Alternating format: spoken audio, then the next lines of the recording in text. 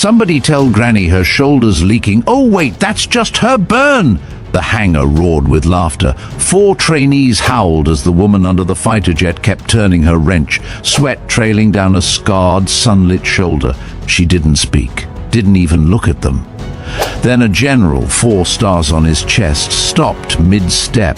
His eyes locked on the scar, his voice dropped. I've seen that stitch pattern before, in the field, on the one who saved me. 17 years of silence broke in that instant, and everything they thought they knew about her shattered. Where are you watching from? Let us know below, and subscribe to Veteran Biker for more stories that uncover what was never meant to be hidden. The wrench didn't slip, not even once, even as sweat dripped from her brow and the sun scorched the back of her neck. Eden Wolfe's hands moved with practiced precision. Beneath the belly of a training jet, she adjusted the new valve, tightened each bolt with care, and listened to the murmurs echoing across the hangar. Somebody tell Granny her shoulder's leaking. Oh wait, that's just her burn. Laughter erupted. 4 young airmen, barely past 20, stood a few yards away, pretending not to look directly at her. One mimicked a limp, another pointed at his shoulder, feigning pain. Eden said nothing. She slid further beneath the jet, one hand steadying the socket wrench, the other wiping away sweat. The scar on her left shoulder glistened in the light, a jagged, purposeful suture line that ran from collarbone to the upper tricep, as if carved then crudely stitched in the field. And it had been. To them, it was ugly. To her, it was survival. Bet she welded that valve using a walker. Nah, probably asked the ghosts of Nam for backup. The jokes weren't new. Eden had worked on this base for 6 years. They rotated through every few months, these boys with bright futures and empty minds. And every cycle, some felt the need to remind her of her age, of the quiet way she moved, of the scar she didn't bother to hide. She preferred it that way. Attention invited questions. Questions reached too far back. Eden replaced the last bolt, ran her hand along the polished seam, and pressed a diagnostic button on the interface tablet beside her. Green. No errors, no leaks. She rolled out from under the aircraft, wiped her hands on her jumpsuit, and rose slowly, knees popping in protest. The airmen quieted as she stood, though one still snorted under his breath. Across the tarmac, a convoy of dark SUVs pulled up, and the base commander appeared, stiff-backed and saluting as the passenger door opened. A man stepped out, decorated, broad-shouldered, and silver-haired beneath a perfectly placed cap. General Ransom Lock. He wasn't expected. The surprise inspection caught even the senior staff off guard. Rumors flew. Audits, readiness assessments, possible reassignment. None of it mattered to Eden. She picked up her tablet and moved toward the rear tool cart. But she didn't see the general stop. Didn't see him turn his head. Didn't hear him whisper to the base commander, "Who is that mechanic?" His eyes were locked on her shoulder, on the scar. Everything else, the salute, the protocols, the briefing folders, faded because 17 years ago, Ransom had seen that exact stitch pattern on a dark night under the jungle canopy of a covert battlefield. He remembered the pain, the blood, the cold metal of the medkit, and the hands, the steady, strong hands of a woman who spoke only in code and never removed her helmet. He'd never seen her face, until now.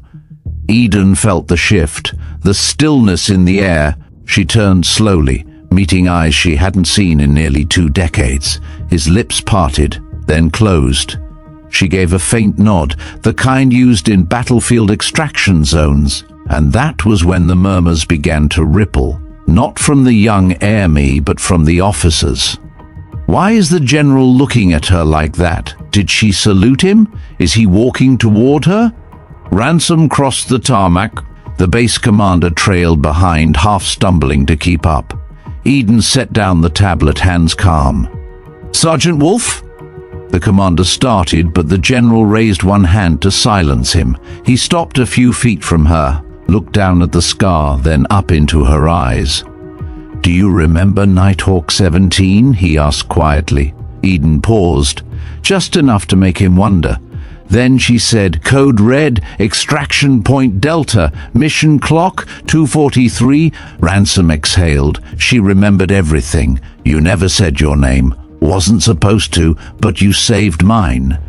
Eden didn't reply. Behind them, the airmen had stopped laughing. The officers had stopped talking. Ransom looked back, then turned to her again. "I owe you. You don't. Not anymore." And just like that, she walked away toward the far end of the hangar, where a second jet waited for its maintenance. The general didn't follow. He stood in silence. The wind picked up. And for the first time in 17 years, Eden Wolfe didn't feel like a ghost. She felt seen. For the rest of that day, nobody approached Eden. She finished work on the second jet in silence. No more whispers, no more laughter. Even the airmen who had mocked her earlier avoided her gaze entirely. She liked it better that way. The weight of old secrets pressing down on her shoulders had never eased in 17 years.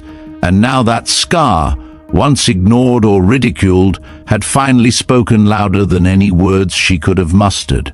By the time the sun dipped behind the hangars, Eden had finished her checklists, returned her tools, and signed off diagnostics for both aircraft. Her bones ached, but she didn't complain. She never did. She stepped out into the golden hour light, slipping her gloves into her back pocket. But before she could reach her car, a uniformed aide caught up with her, breathing hard. "Ma'am, the general requests your presence. Briefing room 2. Now." Eden stared at him, then gave a single nod. Inside briefing room 2, the air was crisp and cool. General Locke stood alone, arms crossed, staring at an old mission dossier displayed on the digital wall screen. "You came." Eden closed the door behind her. "I wasn't given a choice." A flicker of a smile touched his lips. "Still the same. You talk just enough." She stepped forward, examining the glowing screen behind him. The code name of the mission, Nighthawk 17, redacted lines, GPS overlays, satellite footage. They never released any of this. I pulled it from a classified archive. Had to get clearance. I haven't used it in years. Just to confirm what my memory screamed when I saw that scar. Eden folded her arms. "So what now? You want a debrief? After 17 years? Ransom turned, his face older now, worn with command and guilt. "I want the truth." She exhaled slowly, then began. 17 years earlier, deep in the jungle perimeter of an unauthorized combat zone, Locke had been part of an off-the-books extraction team. They were ambushed, 4 down in minutes. He took a shard of metal through the shoulder and collapsed beside a communications relay tower. And then came the medic. She dropped from the shadows like a phantom, muffled gear, dark armor, no insignia. The bleeding was too heavy for evac. The jungle was too hot to call for an airlift. So she knelt beside him, applied pressure, and without anesthesia, stitched the wound closed using field thread and heat clamps. "You told me to shut up," Locke recalled, voice softer now. "Because I was screaming." Eden didn't deny it. "You were going to blow our position. You saved me, then vanished. Even command never identified who you were. Your mission record was sealed. You were listed as non-operative support unit in our after-action report. That was the point." He stepped closer. "Why did you disappear? Why bury your identity?" Eden held his gaze. "Because I asked them to. After what happened during that mission, I didn't want the medal. I didn't want the politics. I wanted to fix engines and disappear. You were the only reason that mission wasn't a massacre. That mission was a cover-up." Ransom went silent. Back then, the brass had misread enemy intel, sent them into a known kill zone to extract a person who no longer existed. Eden had known it from the start. She tried to stop the deployment. She was ignored, then punished for speaking out. Only after saving the last 2 survivors did she negotiate the one thing she wanted: to vanish. She turned her back on promotions, on command, on medals. Choose grease and turbines instead. Ransom lowered his head. You should have had your name etched in steel. Instead, they let kids mock your scar. Eden blinked slowly. The scar doesn't need defending, it remembers what they forgot. Outside the briefing room, someone had recorded the confrontation between the airman and Eden earlier that day. The video had surfaced online. Only now the context had changed. A base tech caught the moment the general recognized her. Another caught their code-locked exchange. Within hours, the footage had been reshared thousands of times. Wait, who is she? Did that general salute her? What's on her shoulder? The same airman who once laughed now scrolled through comment sections filled with fire. The caption that stuck, she saved a general. Now she fixes jets in silence. Eden exited the briefing room into the dusk. The airman was still there, waiting. Awkward, one stepped forward. Ma'am, we didn't know. She paused, then pointed to the jet they were assigned to. Then learn. Start by tightening every hydraulic bolt under panel F twice. I want diagnostics spotless by 0600. They nodded and scrambled. Ransom watched from a distance, smiling. The silence, once heavy, had shifted. Now it held respect. Within 24 hours, the base was no longer quiet. The video of Eden had hit over 500,000 views overnight. Military news pages picked it up first, then veteran forums, then mainstream media. There were rumors of who she might be, guesses and speculation, but no official name. Not yet. The caption changed. She stitched a general back together with jungle wire and never told a soul. Requests for interviews flooded the base's public affairs inbox. Several higher-ups wanted to shut it down, issue a gag order. But General Locke stood firm. He refused to erase her again. When the press office asked for a statement, Eden gave them 6 words. I did my job. That's all. It was the restraint in that answer that ignited the fire. Online threads exploded. Combat medics, mechanics, retired officers and active-duty soldiers weighed in.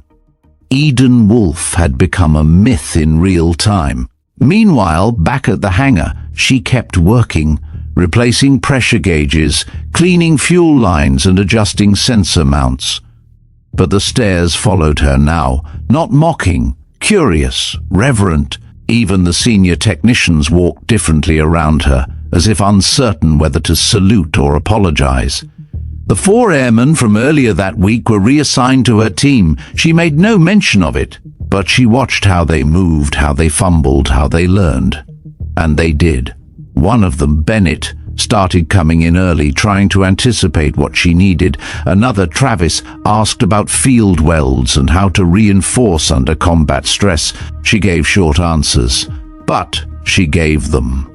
One afternoon, after hours, she found a fresh wrench set left beside her cart. No note, but she knew who. Then came the morning the Pentagon called. General Locke summoned her into his office. They want to declassify Nighthawk 17. The president's senior advisor says it's time the public saw what sacrifice looks like. Eden stood silently. They want to tell your story, Locke added. Make it official. She shook her head. If they tell it, they'll change it. He sighed. Then you tell it, your way. For the first time, Eden considered what that would mean. Not fame, not exposure, but setting the record straight, correcting what history had buried. She nodded. I'll do one statement, but it ends there. The next day, standing under the wing of the jet she'd just finished repairing, Eden faced a single camera. No uniform, no makeup, no press backdrop. I was part of an operation called Nighthawk 17. Things went wrong, people died. I did what I was trained to do, keep someone alive. I never told anyone because I wasn't supposed to, and I never expected recognition. But maybe now some young woman with a scar she didn't choose will know that silence isn't shame. Sometimes it's just the weight of truth. The video went viral in less than 3 hours. That night, Eden's scar was trending, but for the first time it wasn't a punchline, it was a badge. The morning after Eden's video went viral, the bass felt different, not louder, just heavier. Like the silence had shifted into a waiting room. Every glance held meaning, every nod carried weight. She walked into Hangar 12 before sunrise. The jet engines glinted in the overhead lamps. The scent of oil, steel and dust wrapped around her like an old jacket. A clipboard sat at her station. New diagnostics, routine work. But her instincts buzzed. One of the fuel sensors had failed overnight. Nothing major, except it had been fine 12 hours earlier. She ran a systems check anyway. Something was off. The calibration logs had been tampered with. Eden narrowed her eyes and pulled up the internal maintenance records. Someone had logged in using a generic tech ID, just long enough to adjust pressure readouts and falsify clearance. This wasn't oversight, it was sabotage. Eden didn't report it yet, not without proof. Instead, she pulled the jet offline and opened every panel herself. Hours later, she found it. An old-school sabotage trick, a loosened hydraulic latch tucked beneath the intake panel, disguised under fresh sealant. Subtle, dangerous, enough to cause a slow failure mid-flight. She sat back on her heels. Whoever did this knew what they were doing, and they wanted her to find it. She sealed it back up, reported the fault under standard protocol, and left out the tampering. Then she checked the surveillance logs. The camera feed near Bay 3 had been scrubbed. Only one angle remained, too wide, too fuzzy. But there was a shadow, a figure, broad shoulders, short cropped hair, not enough for a name, but she had a hunch. That night she stayed late, pretended to rerun calibration, waited. Sure enough, just after 2,200 hours, someone entered Hangar 12 through the side hatch. Eden didn't speak. She stepped from the shadows and flipped on the overhead light. Travis. The young airman froze. He wore guilt like a second uniform. "I didn't mean for it to go that far," he said.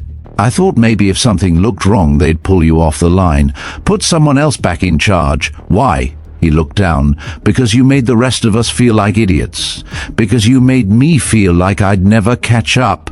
Eden said nothing. Let the silence settle. "But I didn't loosen that latch," he added. "I swear, I logged in to change the readouts, just the numbers. I didn't touch the plane." She believed him, which meant someone else had, someone better trained, and still watching. The next morning she went to General Locke. She laid it all out. Travis's confession, the tampering, the scrubbed footage. Locke's expression darkened. "I'll launch an investigation." Quiet, internal. "No," Eden said, "not quiet." He met her eyes. She added, "Whoever did this wanted it quiet, wanted the system to protect them. I've been buried once already. Not again." He nodded. Within 48 hours, the base commander authorized a full audit of all maintenance access logs. Eden was granted temporary oversight. Her badge now carried a red seal, an override key from the Pentagon. It was a symbol few on base had seen before. The whispers returned, but this time they didn't mock. They warned. Eden began combing through past logs, comparing timestamps. She built a pattern, small manipulations on 3 separate aircraft, spread weeks apart, enough to avoid suspicion. Then a break. An old login tied to a retired sergeant's ID. The sergeant had died 6 years ago. Stolen credentials. Eden requested encrypted access to the deeper archives. Cross-referenced against former tech crew who'd been discharged under misconduct. One name surfaced, Derek Voss. Dishonorably discharged, former weapons systems mechanic. Brilliant. Vengeful, and recently recontracted as a civilian consultant under a fake name. He'd been on base the whole time. She found his file and froze, because buried in the scanned documents was a redacted mission code she recognized, Nighthawk 17. Eden's past wasn't just coming back, it was already inside the walls. Eden didn't sleep that night. Not really. She sat at the edge of her cot in the barracks room that barely fit her storage locker, sipping instant coffee from a chipped mug. She'd stared at Derek Voss's file until the name blurred. His discharge papers were a masterpiece of redactions, but the edges, those unedited hints, told the truth. Nighthawk 17, she hadn't seen that designation in years, not since the jungle extraction, not since the heat, the smoke, the blood. Not since Locke had flatlined for 43 seconds while she held together a makeshift chest tube with 3 zip ties and a broken stylus. She remembered Voss now, not from the mission, but from the prep phase. Back then he was sharp, fast and competitive, and reckless. He hadn't made it past phase 2, was scrubbed from the team. Quietly, Eden had never asked why, but now she knew. She closed the file. The base would wake soon, but she had one more thing to do. She changed into civvies, tucked the override badge in her boot, and walked across the compound under stars still half lit. She reached the old RAN storage hangar and entered with clearance she shouldn't have had. Except the Pentagon seal gave her access to anything. It took her 40 minutes to find the sealed crate. Inside was a backup server from Nighthawk 17's command pod, labeled as defective, unused. She plugged it into a shielded terminal, and there it was, a voice log, scrambled, fragmented, but still recoverable. Override authorization Voss, Kilo Delta 07. She played it twice, then she called General Locke. He arrived in 20 minutes out of uniform, his expression unreadable. Eden didn't speak. She just handed him a headset. He listened. Then, we bring it forward. She nodded. By noon, the Pentagon was briefed. Voss was taken into custody that night. But it didn't end there. Within 72 hours, someone leaked the entire Voss investigation to the press. Not the sabotage, just the connection to Eden and Nighthawk 17. Conspiracy theories exploded. Threads with titles like "The Woman Who Faked a War Medal" and "Deep State Engineer Behind Military Failures" started trending. The base turned again. Not completely, but enough. Whispers returned. Not reverence this time, but doubt. The red seal on Eden's badge became a target. Some muttered that she'd staged the whole thing, that she sabotaged the plane herself to look like a hero. Even the young airman began to hesitate when she spoke. It wasn't a betrayal, just fear. Then came the hearing. An internal review board summoned Eden for questioning, not in court, not formally, but the tone was clear. They wanted containment, wanted her quiet again. She arrived in her old uniform, one that hadn't seen daylight in over a decade. No ribbons, just the patch on her left sleeve, a ghosted falcon mid-dive, and below it the scar on her shoulder plainly visible. 6 officers sat on the panel. 3 she recognized, 1 she didn't, and then General Locke entered and took the empty chair at the end of the row. She answered their questions. She explained the sabotage. She presented the logs. She held nothing back. Then the chairwoman of the panel leaned forward. "Do you deny leveraging your past for current influence?" Eden stared at her. "I denied my past for 17 years. And no one cared." A long silence. Then the unexpected happened. Locke stood. He walked to the center of the room, turned to the panel, and for the first time spoke publicly about Nighthawk 17, about the mission, about Eden. He described how she kept him alive when the evac team failed. She extracted all 5 wounded pilots from a downed ravine under mortar fire. How she refused to be recognized, how she disappeared into a logistics role and never asked for anything. "She is not the story you're afraid of," he said. "She is the truth you failed to remember." He placed a folder on the table. It contained his formal request to reinstate Eden's commendation, and his resignation. "If the cost of honoring her is my career, take it, because I'd rather step down than serve next to those who bury their heroes." Silence. Then one officer rose, then another. The review board dissolved in that moment, not from protocol, from clarity. Outside, reporters waited. Eden walked past them without speaking, but the scar on her shoulder was no longer hidden. And that silence? It roared louder than any speech.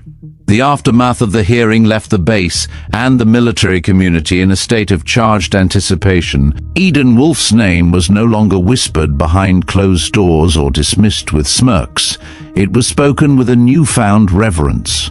Yet, beneath the surface, ripples of tension stirred.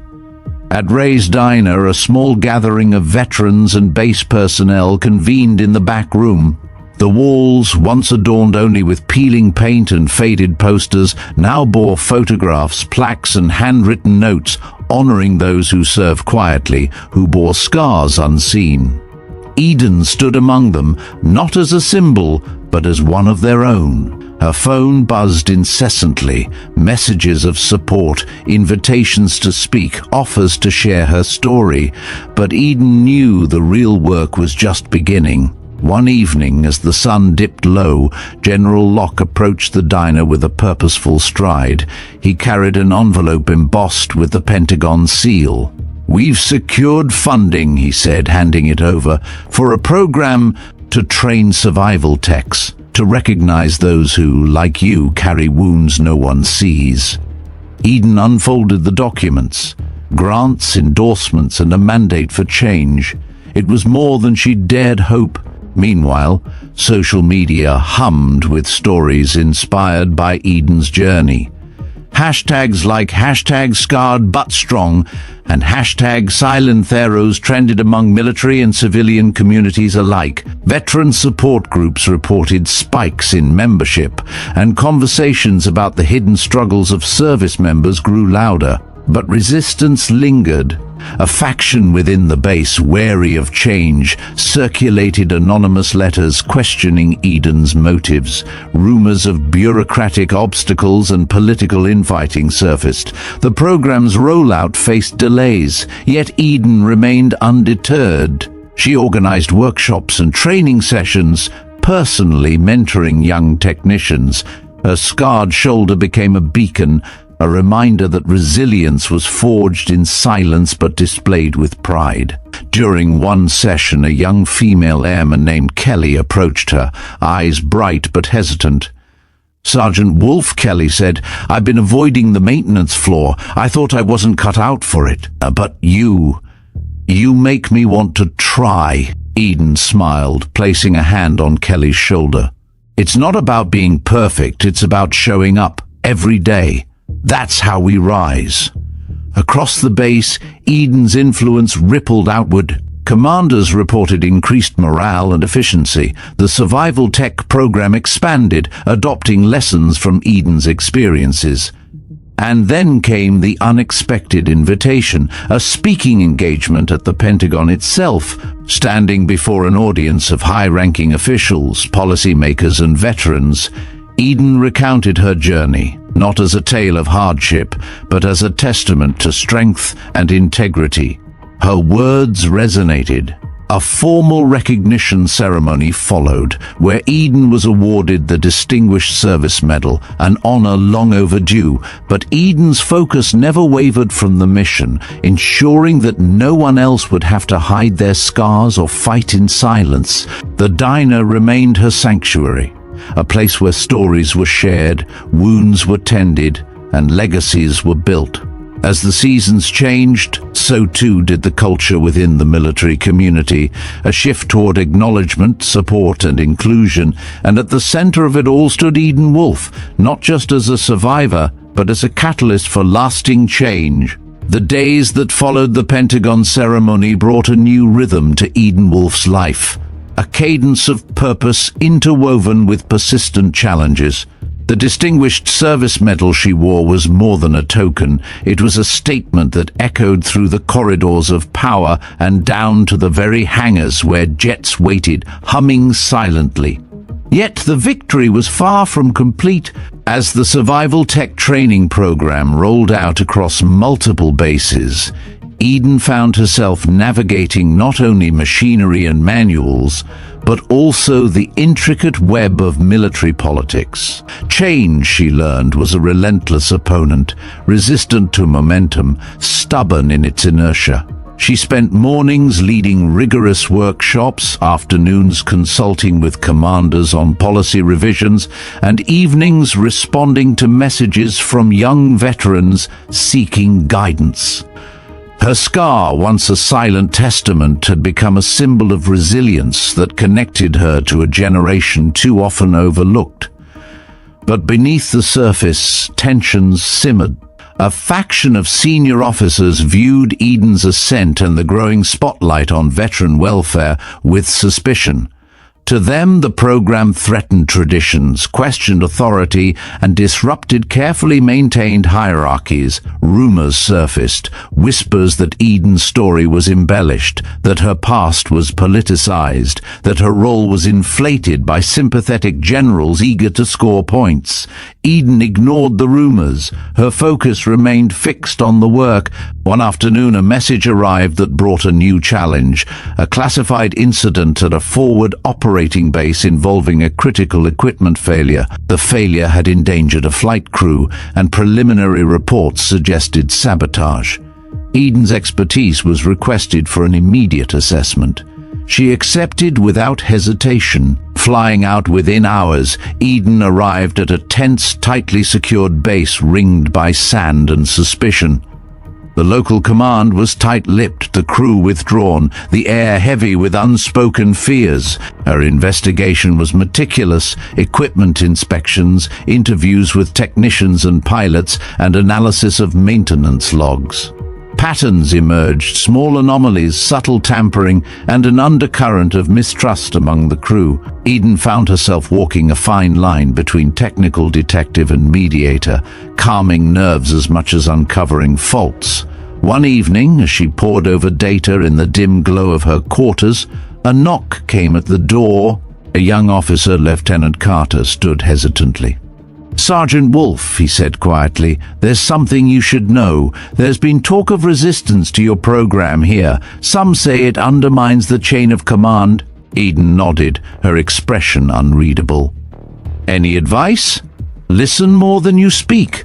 Earn trust through action, and never forget, change isn't won by order. It's earned by respect." The next days tested Eden's patience and resolve. She faced covert pushback, delayed approvals, conflicting reports, veiled warnings, but she also found allies. Pilots who had witnessed her courage, technicians inspired by her commitment, and commanders who understood that progress required uncomfortable conversations. The incident was resolved, sabotage confirmed, the perpetrator identified as a disgruntled former contractor with a history of undermining operations. The crew's morale, though bruised, began to heal. Before departing, Eden addressed the base. "Every scar we carry, visible or hidden, tells a story of survival. Our strength is not in avoiding damage, but in how we mend and move forward. This program is not about replacing anyone, but about rising together, stronger, smarter, united." Her words resonated. The room filled with nods, some tentative, others resolute. Returning home, Eden found Ray's diner transformed. The honor wall had expanded, now a mosaic of faces and stories from veterans across the country. Miguel greeted her with a knowing smile. "Looks like you're making waves," she smiled back. "Ripples, but waves take time." That night, as she closed the diner, Eden sat by the window, the city lights flickering like distant stars. The scar on her shoulder caught the glow, a beacon of past battles and future hopes. In the quiet, a single thought settled. The mission wasn't over. It had just evolved. The ripple effect of Eden Wolfe's work grew steadily, but as it did, the currents beneath shifted, more turbulent, less predictable. The survival tech training program had become a beacon for those seeking recognition and support, yet also a magnet for opposition cloaked in bureaucratic resistance. Eden returned to base early one morning to find a letter slipped under her door. No return address, just a typed warning, "Watch your back. Not everyone wants you here." She folded the note carefully, tucked it away. Threats were nothing new. The scar on her shoulder reminded her of that truth daily. Her days became a balancing act between advocating for change and protecting herself and those who trusted her. She worked closely with legal advisors and security teams, ensuring the program's integrity and safety. Amidst the pressure, moments of unexpected warmth appeared. One afternoon, a young tech named Lucas approached her, shy, eager, carrying a tattered journal filled with maintenance notes and personal sketches. "Sergeant Wolfe, I've been following your work. This program changed how I see myself and my future." Eden flipped through the journal. Detailed diagrams, careful observations, and personal reflections on resilience. "Keep that," she said, pressing a badge into his hand. "You're part of this now." Encouraged by stories like Lucas's, Eden pushed forward, speaking at military schools and community centers, highlighting the untold stories of service and survival. But the opposition wasn't idle. Reports reached Eden of budget cuts aimed at her program. Internal memos questioning its efficacy circulated among leadership. One evening, during a high-level meeting, a senior official challenged Eden directly. "Sergeant Wolfe, your narrative is compelling but anecdotal. We need data-driven results. Can you guarantee this program won't drain resources with minimal operational return?" Eden met his gaze evenly. "I guarantee it will save lives, both on and off the battlefield. And I guarantee that ignoring resilience costs more than we're willing to admit." The room fell silent.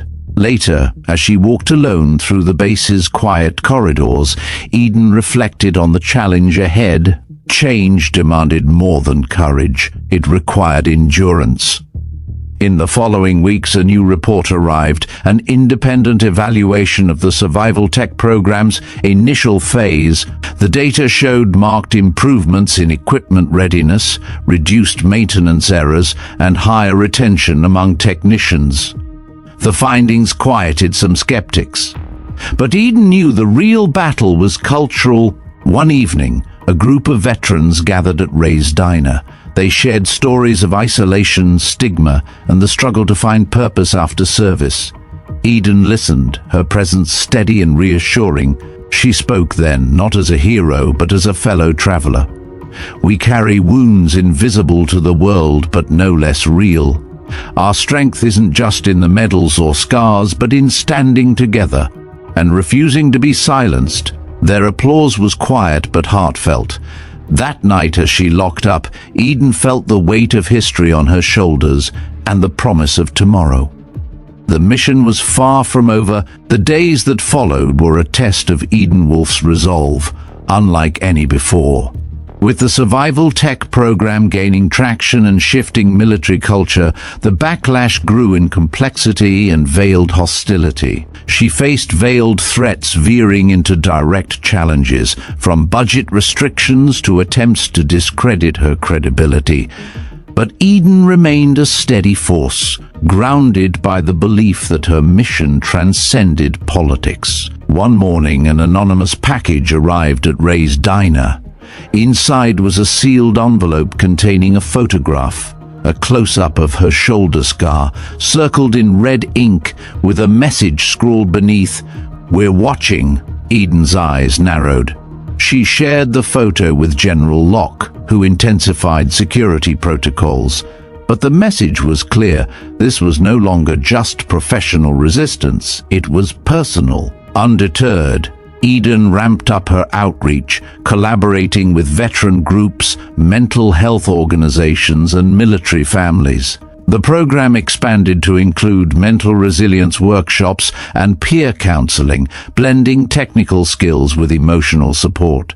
During one of these sessions, Eden met Mari, a former combat medic struggling with PTSD and reintegration. Their conversations opened new dimensions to Eden's understanding of survival beyond machinery to the human spirit. Meanwhile, a whistleblower within the opposing faction leaked documents revealing attempts to sabotage the program from within, falsified reports, withheld resources, and covert lobbying to curtail funding. The leak ignited public outrage. Media outlets ran exposes highlighting the systemic barriers veterans faced, bolstered by Eden's story and testimony.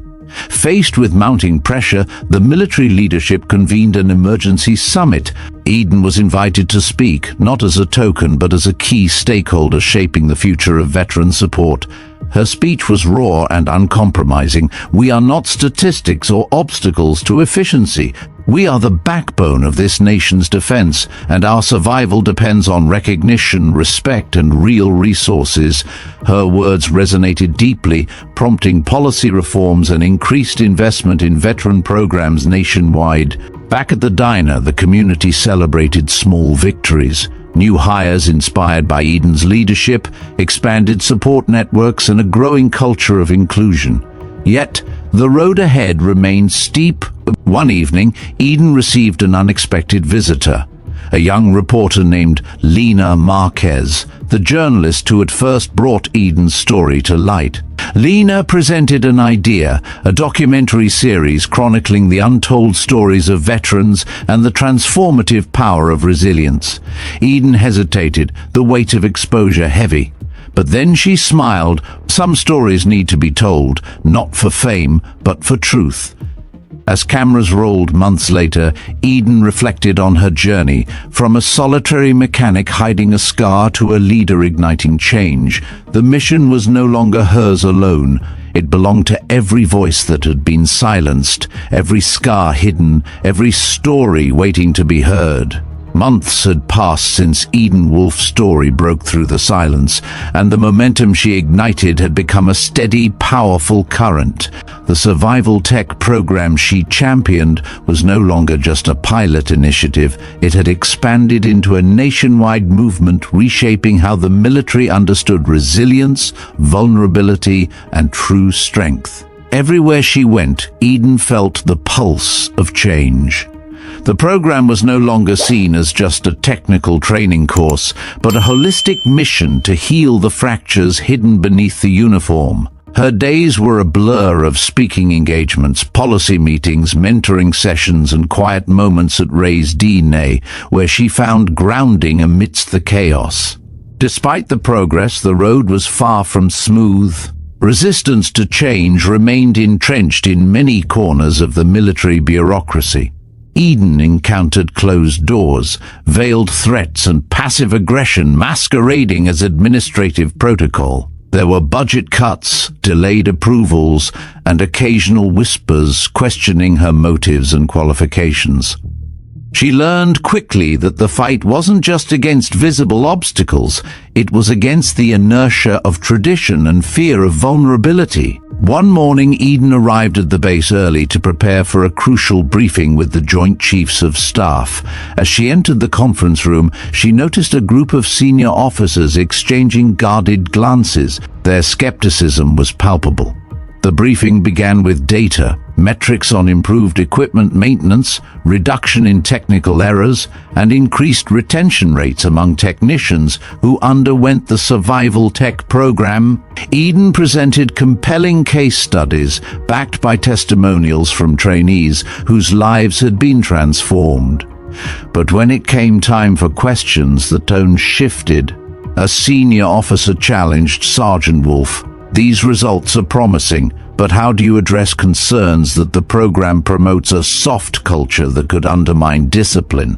Eden met his gaze steadily.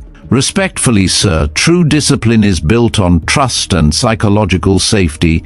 Ignoring mental health and resilience does not make us stronger, it makes us vulnerable. This program strengthens our personnel by acknowledging their humanity, not denying it." The room was silent. Some officers nodded subtly, others remained tight-lipped. Later that day, Eden received an anonymous message: "Watch yourself. Not everyone wants your humanity here." She folded the note carefully, her fingers steady despite the undercurrent of unease. Returning to Ray's diner, she found solace among those who understood the weight she carried. The honor wall had grown, now filled with letters, photographs, and mementos from veterans nationwide, a testament to collective endurance. Miguel handed her a cup of coffee. "You're making waves." Eden smiled faintly. "Ripples for now, but I intend to make a tide." Meanwhile, the program's impact reached beyond the military. Schools invited her to speak about resilience and mental health. Corporations sought to implement similar peer support models. Community centers incorporated her lessons on empathy and endurance. Each invitation was a reminder that the mission was no longer hers alone. It belonged to anyone willing to embrace vulnerability as strength. One afternoon, a young woman named Kelly approached Eden after a speaking engagement. Nervous but determined, Kelly confessed, "I've struggled with anxiety since leaving the service. Your story gives me hope that I'm not alone." Eden placed a hand on Kelly's shoulder. "You're not, we're stronger together." As the seasons changed, so did the culture. The survival tech program became a fixture in military training, with new modules on emotional intelligence, peer counseling, and trauma-informed care. Commanders reported units with higher cohesion and reduced incidents of burnout and attrition. Yet Eden remained vigilant. The anonymous threats grew more frequent, some even turning to vandalism at Ray's diner. A broken window one night was mended quickly, but the message was clear: not all welcomed change. Determined, Eden expanded her circle of allies, partnering with mental health professionals, advocacy groups, and lawmakers. Together, they pushed for legislation to support veterans' reintegration, emphasizing comprehensive care that included technical skills, mental health support, and community building. In the quiet moments, Eden reflected on how far she had come, from a quiet mechanic hiding her scars to a leader inspiring national reform. Yet she knew the journey was ongoing, the mission evolving with each step. One evening, as she locked up Ray's diner, she gazed at the honor wall. Faces and stories of courage and survival, each one a chapter in a larger narrative. Her scar caught the last light of dusk, a beacon of battles fought and victories yet to come. The mission was far from over, but hope was louder than ever. Following the transformative surge of the survival tech program, Eden Wolfe's mission entered a critical new phase, a battle to ensure lasting change beyond the initial wave of enthusiasm. The groundwork had been laid, but the true challenge was to embed resilience and recognition into the military's culture and systems for generations to come. Eden's days were increasingly consumed by strategic planning sessions, collaborative workshops, and the painstaking process of policy development. She worked closely with military leaders, mental health experts, and veteran advocates to design frameworks that integrated technical training with comprehensive support. The program's expansion was ambitious. New modules incorporated trauma-informed care, peer mentoring, and leadership development. Eden believed that acknowledging the psychological and emotional wounds was as vital as maintaining jet engines and fuel valves. Her work was not without setbacks. Opposition had evolved. The subtle resistance of earlier days gave way to coordinated efforts aimed at undermining funding and casting doubt on the program's effectiveness. Eden faced bureaucratic hurdles that tested her resolve: delayed grants, conflicting directives, and the challenge of convincing stakeholders entrenched in traditional mindsets.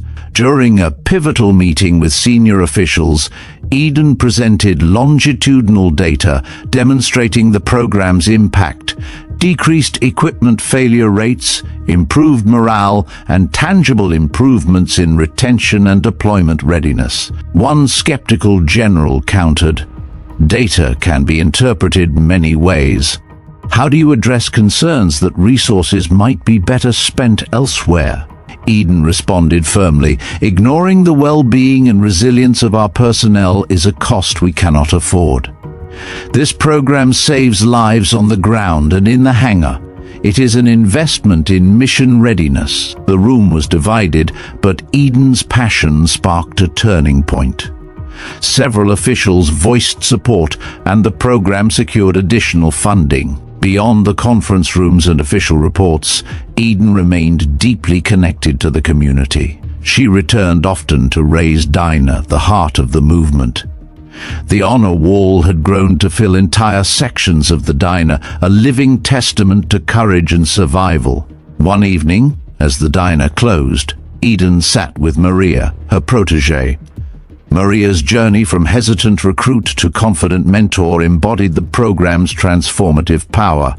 "We're changing lives," Maria said softly, "one scar, one story at a time."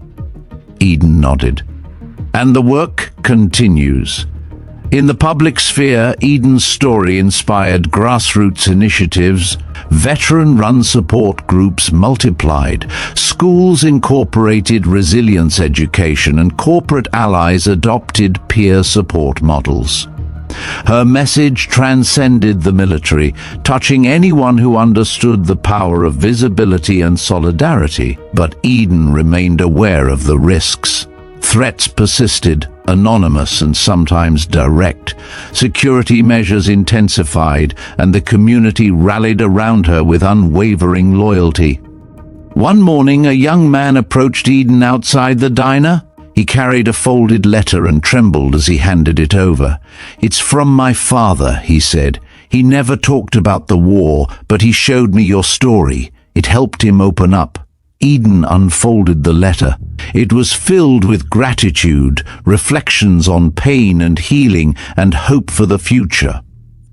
Moments like these fueled Eden's determination. She understood that her mission was part of a greater movement, one that transcended individual stories to reshape societal narratives about strength, survival, and support. As winter crept over the city, Eden stood once more by the honor wall. The faces around her were no longer just memories, but symbols of progress and promise. The journey was far from over. But with every story shared, every scar acknowledged, Eden knew that the tide was turning. Hope was no longer just a whisper, it was a chorus, and she was proud to lead its rising song. The momentum Wolfe had cultivated over the months was undeniable, yet the terrain ahead remained challenging. As the survival tech program matured, so did the expectations, the scrutiny, and the stakes. Her role expanded from mentor and advocate to strategist and negotiator, balancing the needs of veterans with the realities of military bureaucracy. Eden found herself at the nexus of competing interests. Those eager to embrace reform and others resistant to change, cloaked in tradition and skepticism.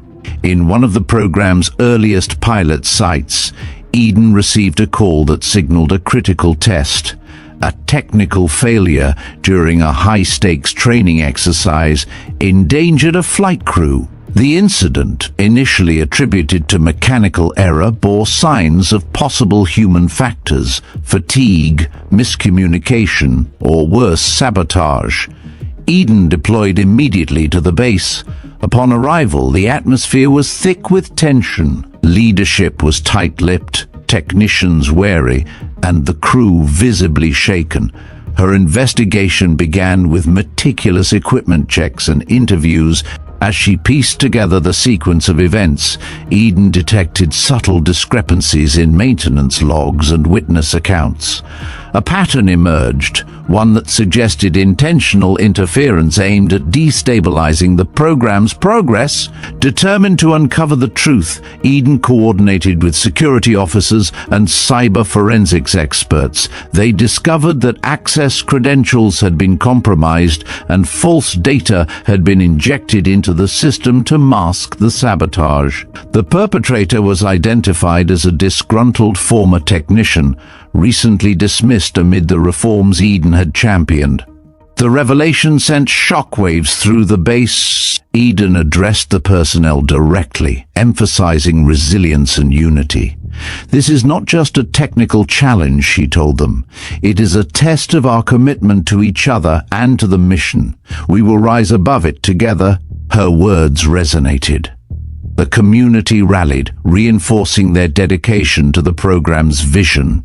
Back at Ray's Diner, the honor wall bore fresh additions, stories of perseverance in the face of new challenges.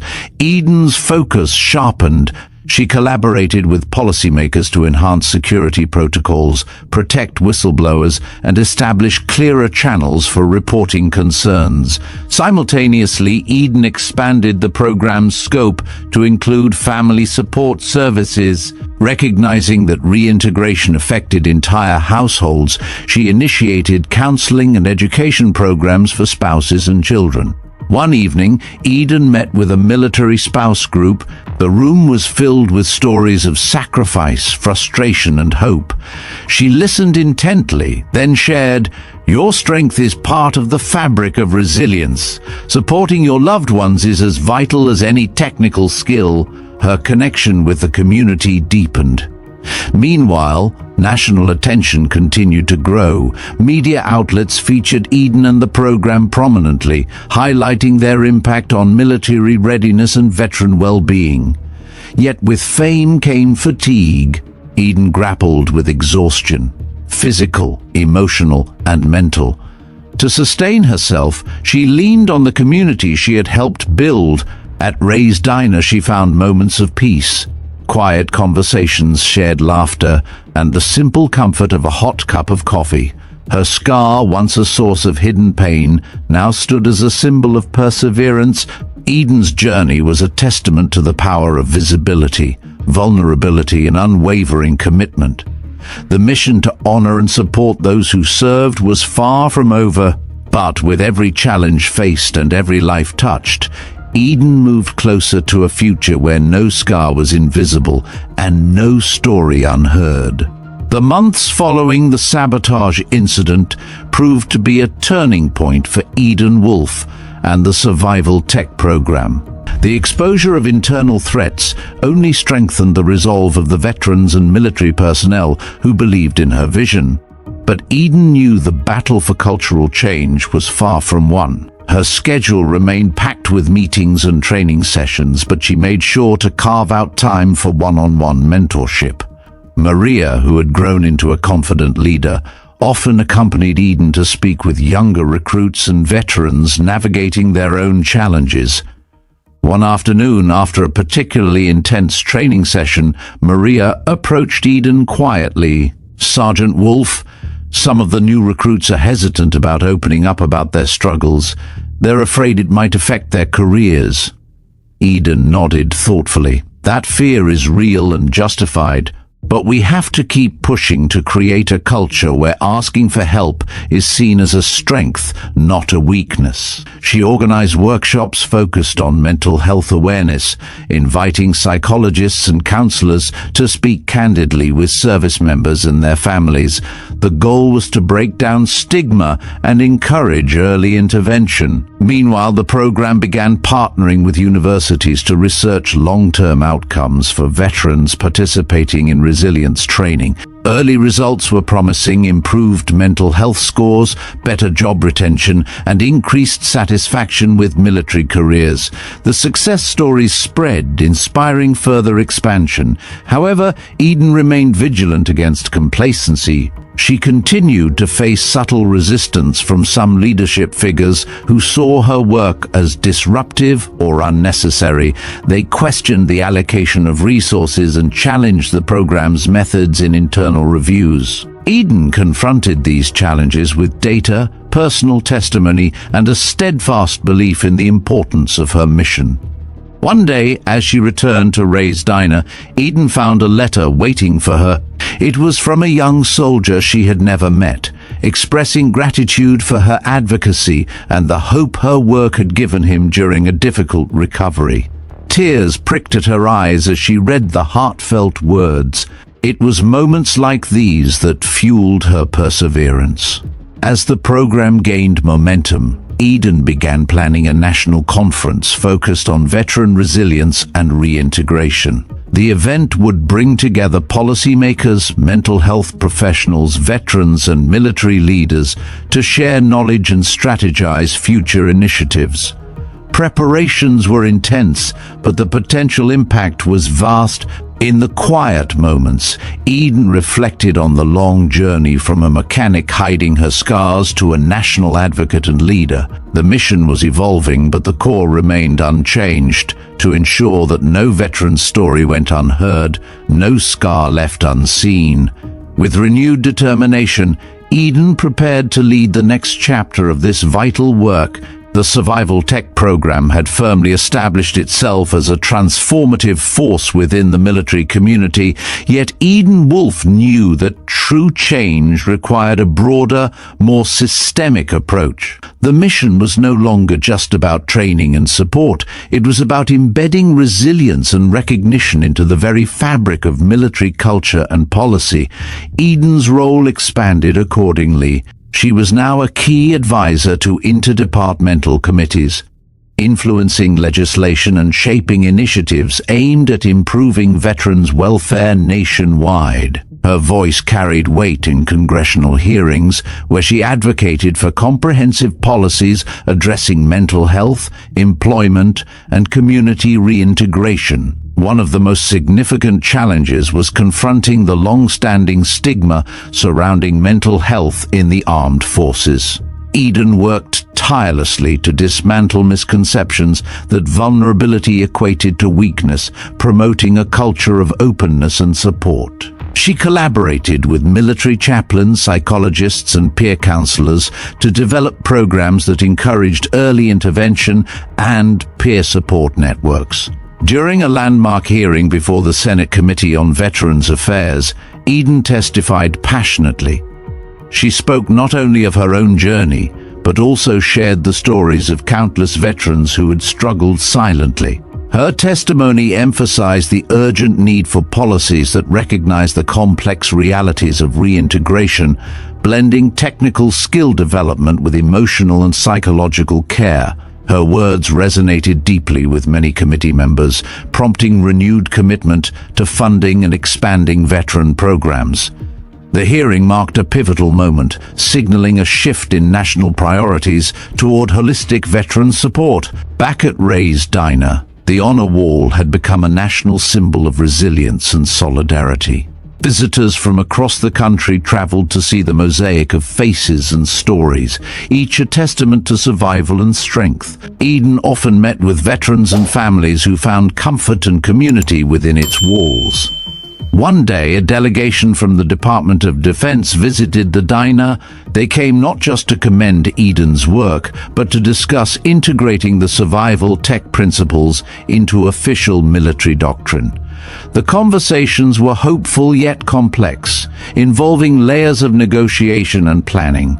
Eden navigated these discussions with a blend of diplomacy and conviction, always keeping the mission's core in sight, ensuring that every veteran's scar was seen, every story heard. Amid the growing national recognition, Eden remained grounded. She continued to mentor young technicians, valuing the direct impact of hands-on guidance. Maria, now a senior instructor, was a living embodiment of the program's success, inspiring others to follow. Meanwhile, the documentary series expanded into educational curricula, adopted by schools and military academies. The stories of resilience and vulnerability taught empathy and understanding, shaping the next generation of leaders and citizens. However, Eden was not blind to ongoing challenges.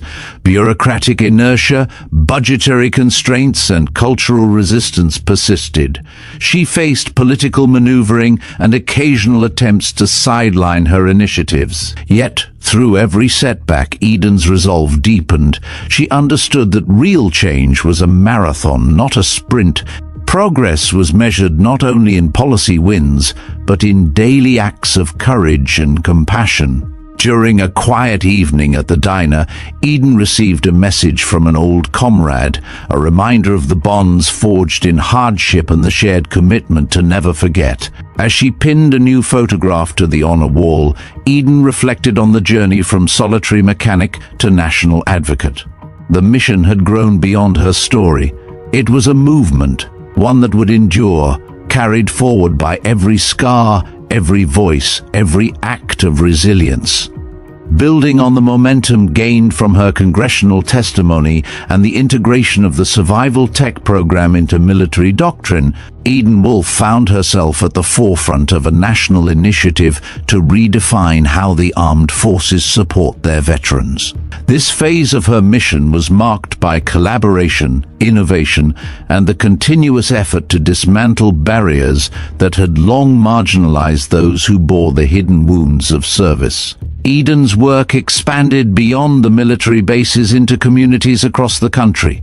She partnered with non-profit organizations, educational institutions, and local governments to develop outreach programs tailored to veterans' unique needs. These programs emphasized not only technical retraining, but also mental health awareness, social reintegration, and family support. At a major national conference on veteran affairs, Eden shared the stage with policymakers, medical professionals, and fellow veterans.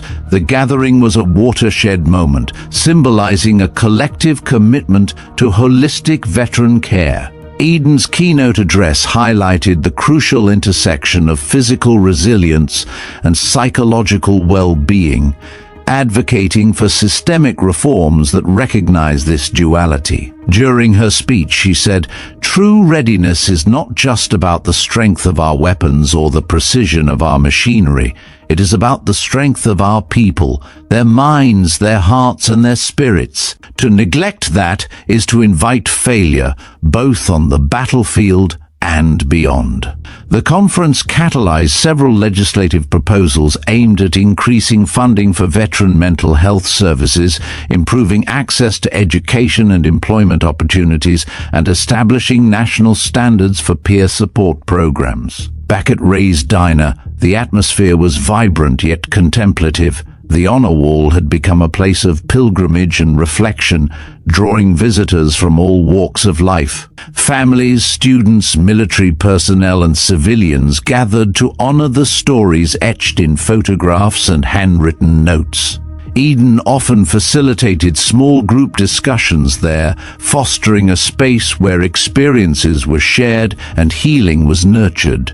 One afternoon, a young veteran approached Eden with a question that resonated deeply. "How do you keep going when the battles never really end?" Eden smiled gently. "We keep going because we have each other. Because every story shared, every scar acknowledged, is a victory over silence and invisibility." As the survival tech program matured, it became clear that cultural change required education at all levels. Eden collaborated with curriculum developers to create modules for military academies that integrated resilience training, mental health awareness, and leadership development. The goal was to cultivate a new generation of officers and enlisted personnel who valued vulnerability as a strength. Despite these advances, Eden faced ongoing challenges. Some policymakers questioned the cost of expanded programs. Some military leaders resisted changes to long-standing traditions, and social stigmas lingered among service members and their families. To address these issues, Eden advocated for evidence-based approaches, highlighting research demonstrating improved outcomes in units that embraced resilience training. She also emphasized the importance of personal stories in shifting perceptions, using the voices of veterans to humanize policy debates. Throughout this period, Eden remained a steady presence at Ray's Diner, where the community's heartbeat could be felt most clearly. The diner was a sanctuary, a place where scars were honored and stories were given voice. Her leadership inspired many, but Eden knew that lasting change depended on collective action. She worked to empower veterans to become advocates themselves, fostering networks of peer support and mentorship. One evening, after a community gathering at the diner, Eden reflected on the path ahead. The mission had grown from a personal journey into a national movement, but the work was far from complete. The scars, both visible and invisible, continued to tell stories of courage, sacrifice, and survival. Eden was determined to ensure that no story remained unheard, no scar went unrecognized. The legacy she envisioned was one where resilience was celebrated, support was universal, and every veteran knew they were seen and valued. As the sun set over the city, casting long shadows through the diner's windows, Eden Wolfe stood at the crossroads of past battles and future victories, ready to lead the next chapter in the ongoing story of survival and strength. The journey that had started in the shadows of hangars and quiet diner corners was reaching a pivotal moment. Eden Wolfe stood not just as a survivor or advocate, but as a symbol of a movement that had fundamentally altered the narrative of military service and veteran reintegration. As the survival tech program matured, Eden's focus shifted to legacy building, ensuring that the progress made would endure beyond any single individual or moment in history. This meant institutionalizing the program, training leaders who could carry the mission forward, and fostering a culture where resilience and recognition were woven into the very fabric of military life. One of Eden's primary efforts was the establishment of a National Veteran Resilience Council, composed of veterans, military leaders, mental health professionals, and policy experts. This council was tasked with overseeing the ongoing development and expansion of resilience programs, advising on policy, and ensuring that veteran voices remained central to decision-making. Eden was appointed as one of the founding members and tasked with mentoring the next generation of leaders. She embraced this role, knowing that true change required a collective commitment and continuity. At Ray's Diner, the honor wall had become a sanctuary of remembrance and hope.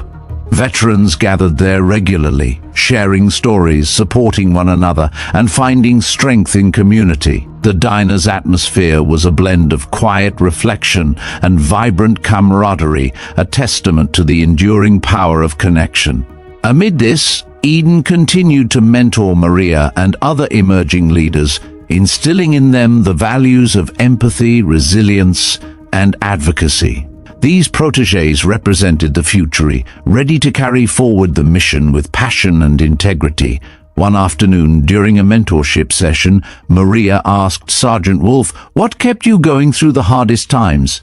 Eden reflected before answering, "The knowledge that I was never alone, that every scar, every story was part of a larger tapestry of strength, and that together we could change the world." As the program's influence expanded, so did its reach into the civilian sector. Partnerships with corporations and educational institutions fostered awareness and support for veterans transitioning into civilian careers. Initiatives promoting empathy, accommodation, and inclusion helped bridge the gap between military and civilian life. Yet Eden remained vigilant against complacency. She recognized that the scars veterans carried were both personal and systemic, and that continued vigilance was necessary to protect hard-won gains. During a visit to a veterans rehabilitation center, Eden encountered a young soldier named Jake, grappling with injuries and isolation. Their conversation reminded her of the profound impact of personal connection. "You're not alone," she told him gently, "and your story matters." Jake's tentative smile was a small victory, one among many in a landscape often marked by hardship. In the political arena, Eden worked tirelessly to secure funding and support for comprehensive veteran services. She testified before committees, advised policymakers, and collaborated with advocacy groups to push forward legislation that recognized the multifaceted nature of veteran care. Her efforts contributed to the passage of several bills increasing mental health funding, expanding job training programs, and improving access to health care. Yet beyond policy, Eden believed that culture change was paramount.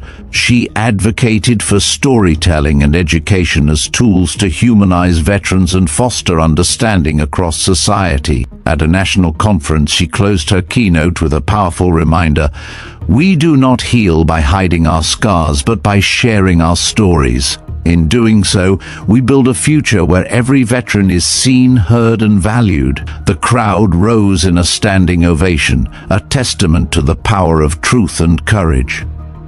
Back at Ray's diner as evening settled, Eden stood before the honor wall. Photographs, letters, and mementos formed a mosaic of resilience. Each item told a story of survival, sacrifice, and hope. She placed a new photograph, a portrait of herself alongside Maria and other leaders, on the wall. It was a symbol of continuity and commitment.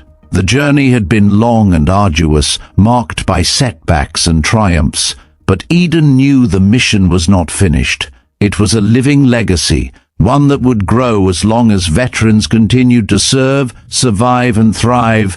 As the diner's lights dimmed, Eden felt a quiet strength within, a resolve to keep fighting for visibility, dignity, and justice.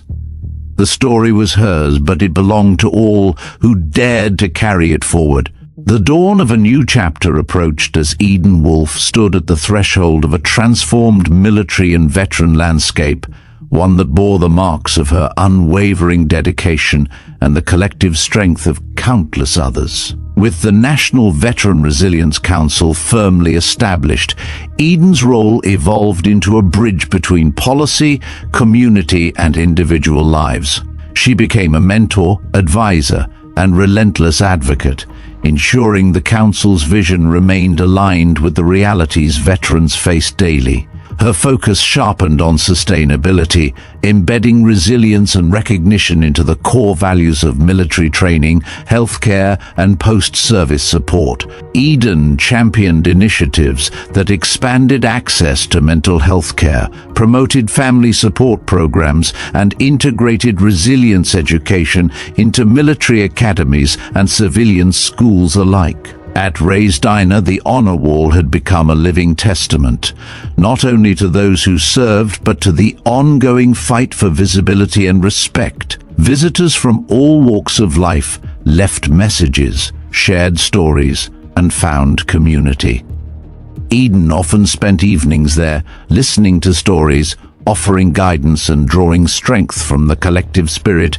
One memorable night, a group of veterans gathered for an informal storytelling circle, each shared moment of pain, hope, and healing. Eden listened deeply, her presence a steady anchor. As the evening closed, she spoke softly. "Every story shared here is a beacon, guiding others from darkness into light. Together, we turn silence into strength." Her words resonated beyond the walls of the diner, reaching communities nationwide. Parallel to grassroots efforts, Eden's influence extended into national policy. She testified at multiple congressional hearings, her testimony woven with personal experience and data-driven advocacy. Her presence challenged lawmakers to confront uncomfortable truths about veteran care.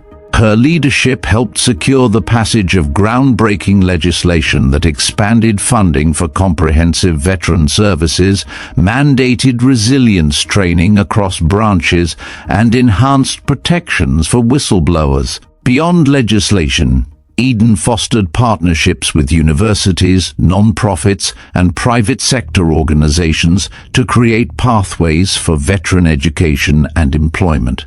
These collaborations addressed systemic barriers and promoted inclusive workplaces, yet challenges persisted. Bureaucratic inertia, political shifts, and societal stigma remained obstacles. Eden confronted these realities with patience, persistence, and an unyielding commitment to progress. Her story inspired new generations of veterans to embrace their scars and stories, advocating for themselves and their communities. Maria and other protégés carried forward the torch, leading initiatives, mentoring peers, and shaping the future landscape. The documentary series evolved into educational programs used across military and civilian institutions, embedding lessons of resilience and empathy into curricula. Throughout, Eden remained grounded in the belief that true change was rooted in the connection between individuals, communities, and institutions. As the sun set on her long journey, Eden reflected on the transformation, from a quiet mechanic concealing scars to a national symbol of resilience and advocacy.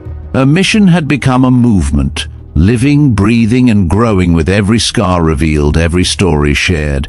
The path ahead was uncharted but hopeful, and Eden Wolfe stood ready to continue walking it alongside all who dared to be seen. As the seasons turned and the years unfolded, Eden Wolfe's story became woven into the very fabric of veteran culture and national consciousness. What had begun as a solitary struggle had blossomed into a collective movement, one that honored resilience, demanded recognition, and championed change. The survival tech program evolved beyond its original scope, now encompassing comprehensive care models that integrated technical expertise with mental health support, family involvement, and community engagement. Military academies adopted their principles, training new leaders who understood that strength included vulnerability. At Ray's Diner, the honor wall continued to grow, its panels filled with photographs, letters, and tokens from veterans whose lives had been touched by the movement. It became a pilgrimage site, a sanctuary where stories were shared, scars acknowledged, and healing nurtured. Eden often visited, finding solace and inspiration in the voices that echoed within its walls. Beyond the diner, the ripples of change extended into classrooms, workplaces, and legislative chambers. Schools incorporated curricula inspired by the program, teaching empathy and resilience to future generations. Corporations implemented veteran-friendly policies, recognizing the unique strengths and challenges of those who served. National policies reflected a new understanding, with increased funding, protections, and resources dedicated to veteran well-being.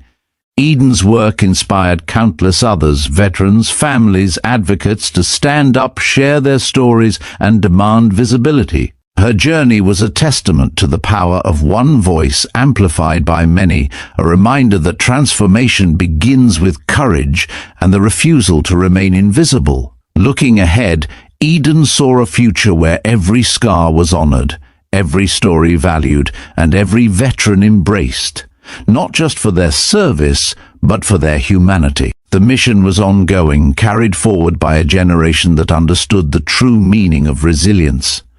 As she stood once more before the honor wall, Eden felt a profound peace. The legacy was secure, and the story, ever evolving, would continue to inspire. Because strength, she knew, was found not in silence, but in the courage to be seen. As we reach the final chapter of this remarkable journey, it is time to step back and truly reflect. Not just on the story of Eden Wolfe, but on the broader tapestry of resilience, sacrifice, and transformation that her experience represents. This story has taken us through the shadows of hidden pain, the fires of personal and systemic battles, and ultimately to a place of light where scars are not just visible, but celebrated. Eden Wolfe's path is one forged in courage, the courage to survive the impossible, to confront trauma both seen and unseen, and to stand tall when the world tried to push her into invisibility.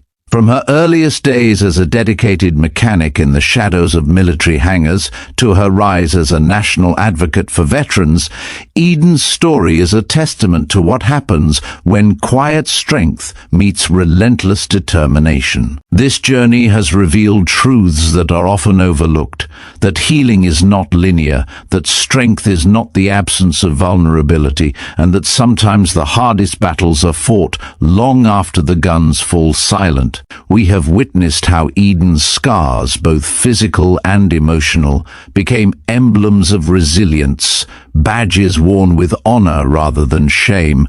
But her story is far more than an individual narrative. It is the story of thousands, millions of veterans who bear burdens the world cannot always see.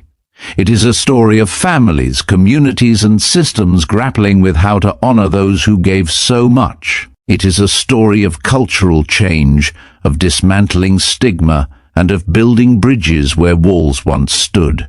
Eden's transformation from silent survivor to vocal advocate sparked a movement.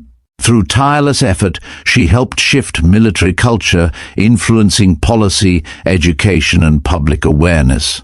The Survival Tech program became a beacon, illuminating pathways toward comprehensive support that embraces the full humanity of those who serve. The ripple effects reached far beyond military bases. Schools incorporated resilience curricula inspired by Eden's work. Corporations adopted veteran-friendly policies, and communities formed networks of support and understanding. The honor wall at Ray's Diner, once a simple tribute, grew into a national symbol of shared sacrifice and healing. Yet this journey has not been without challenge. Eden faced opposition, some overt, some insidious. There were those who clung to outdated notions of strength, who resisted change, and who sought to silence uncomfortable truths. But with every obstacle, Eden's resolve deepened, fueled by the stories she heard and the lives she touched. Her work reminds us that real strength lies in vulnerability, the willingness to show scars, share stories, and ask for help. It teaches that healing is a community effort, requiring empathy, patience, and unwavering commitment. As viewers of Veteran Biker, you have borne witness to this powerful narrative. You have been invited into a world where dignity is reclaimed, silence is broken with grace, and courage is measured not by medals but by presence. We encourage you to carry this story with you, not as a distant tale, but as a living call to action. Whether you are a veteran, a family member, a friend, or an ally, your role in honoring and supporting these stories matters deeply. Listen closely to those who have served, speak up for those who cannot, and take steps, large or small, to foster environments where every scar is acknowledged and every voice heard. Your engagement can make a difference. Share your reflections in the comments below. Tell us where you're watching from and how this story has touched you. Your voices add strength to a chorus that amplifies resilience and justice. If Eden's story has moved or inspired you, please like this video and subscribe to Veteran Biker. We are dedicated to bringing you stories that reveal the heart of courage and the power of dignity. By subscribing, you join a community committed to change, one story at a time. Remember, the next story could be yours or someone you know. Everyone deserves to be seen, heard, and valued. Thank you for joining us on this journey, for listening with your heart, for standing with those who have sacrificed silently yet carry the heaviest burdens. Together, we can ensure these stories shine brightly, lighting the way toward a future where every veteran's courage is honored and every scar tells a story. This is Veteran Biker, where every scar is a testament, every story a beacon, and every voice matters.